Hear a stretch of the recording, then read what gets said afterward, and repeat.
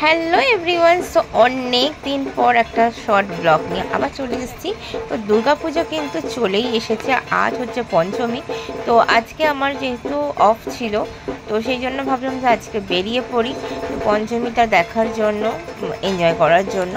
তো আমরা ফার্স্টে ভেবেছিলাম যে বালিগঞ্জ কালচারাল দেখব, কিন্তু এত সাউথে ভিড় সেটা আমার কোনো আইডিয়া ছিল না।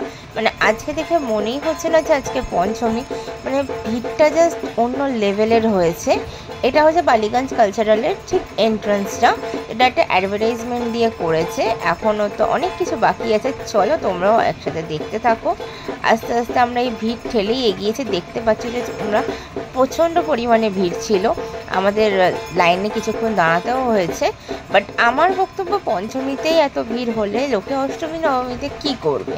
মানে আমরা জানতাম এতদিন যে আমাদের ষষ্ঠী থেকে পুজো শুরু হয়, কিন্তু এখনকার মানুষের তো দ্বিতীয়া থেকেই শুরু হয়ে যায়, তাই না?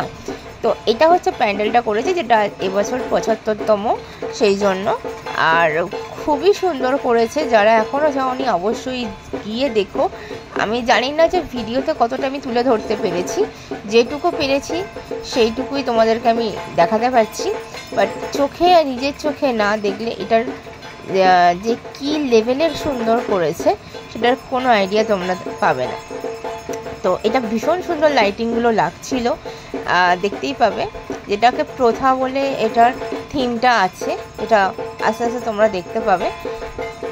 এত সুন্দরভাবে লাইটিং, ইভেন আশেপাশের যে বাড়িগুলো সেগুলোকেও লাইটিং দিয়ে এত সুন্দরভাবে করেছে, যেগুলো মনে হচ্ছে যে পুরোটাই এটার মধ্যে পড়ছে। আর এরপরে তো আস্তে আস্তে এই ভিড় ঠেলেই আমরা এগিয়েছি, দেখতেই পাচ্ছ অনেকক্ষণ ধরে ওয়েট করতে হয়েছে ঠাকুরের সামনে যাওয়ার জন্য। তো এরপরেতেই দেখতে পাবে যে ঠাকুরটাকেও কি দারুণ, কি অসাধারণ করেছে। মানে প্রত্যেক বছরই সুন্দর করে, আলাদা করে কিছু বলার থাকে না যদিও বালিগঞ্জ কালচারালকে নিয়ে। বাট এবারে আমার তো বেশি মনে হয়েছে যে ভীষণ সুন্দর করেছে। আজ থেকেই পুজো শুরু হয়েছে, তো প্রথম ঠাকুর আমার এটাই বলতে পারো যে আমার জাস্ট আমি মনোমুগ্ধ হয়ে দেখেছি ঠাকুরটাকে, এত সুন্দর লাগছিল। একটু হয়তো আমার ক্যামেরা কেঁপে যাচ্ছিলো, কারণ এত ঠেলাঠেলিতে আমি পুরোভাবে ভালো করে ক্যাপচার করতেই পারছিলাম না, যেটুকু পেরেছি তোমাদের সামনে তুলে ধরেছি। তো এটা ছিল বালিগঞ্জ কালচারাল। এখন যাচ্ছি বালিগঞ্জ সমাজসেনীতে, আজকে প্রচুরই ভিড়, দেখা যাক বাকিটা কী হয়। যারা যারা বালিগঞ্জ কালচারাল দেখতে আসবে, যেখান দিয়ে এক্সিট করাচ্ছে তার ঠিক পাশ দিয়ে একটা গলি চলে গেছে, যেটা সেবক সংঘ যেটা আছে বালিগঞ্জ, সেটার জন্য। আর এই বালিগঞ্জ সেবক সংঘর কথাটা আজকেই আমি নিউজ থেকে জানতে পেরেছিলাম, তো এটা না দেখলেই ছিল না, কারণ এত ভালো নাকি হয়েছে। তো তোমরাই বলো, আমি এটা একটুখানি রেখে দিলাম যে কি করেছে, তোমরা কি বুঝতে পারছো এটা কি করেছে? তো যদি কেউ বুঝতে পারো কমেন্টে অবশ্যই লিখে জানিও। আর এটা এতই একটা কি বলবো স্পেশাল, বা এতই একটু নস্টালজিয়া, যে সেটাকে আমাদের আলাদা করে কাউকেই বলে দিতে হবে না।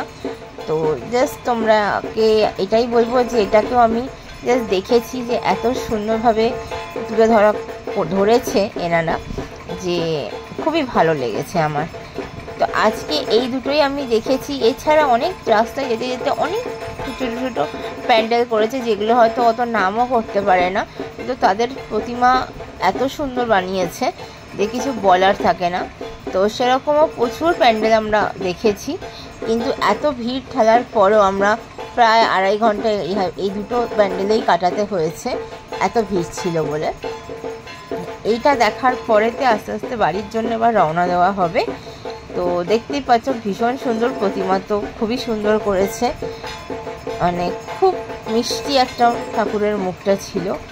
এরপরে আমরা বাড়ির দিকে রওনা হচ্ছি, খিদেও খুব পেয়ে গেছে, দেখতেই পাচ্ছ ঘেমে নিয়ে চান করে গেছি অলরেডি। আর ভাল লাগছে না, আজকে এত গরম, তার মধ্যে বৃষ্টি হোক সেটাও চাই না, এই গরমকে সহ্য করে পুজোতে ঘুরবো। এখনও তো দিন শুরু, টাটা।